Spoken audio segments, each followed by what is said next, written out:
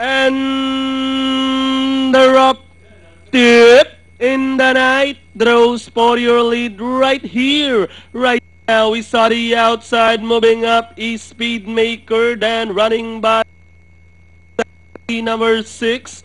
Rather back to the leader, deep in the night in command, then running alongside is Speedmaker, racing in third, Westerly Wind.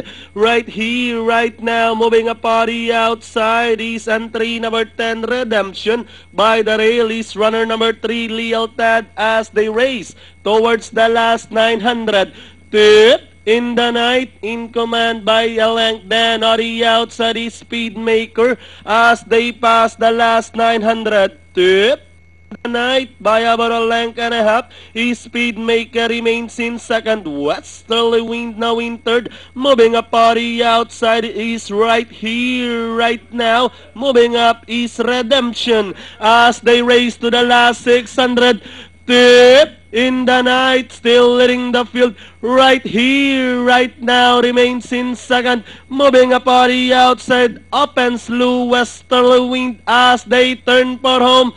Tip in the night, still leading the field right here, right now, remains in second. Open Slew, and comes Westerly Wind with the last 200 meters more to run. Tip in the night. Now over right here, right now, Open Slew, and leading the finish line, it's Tip in the night 10A. Open Slew right here, right now, Westerly Wind, and Laon for your Pentapec, rather Lealtad for your Pentapec.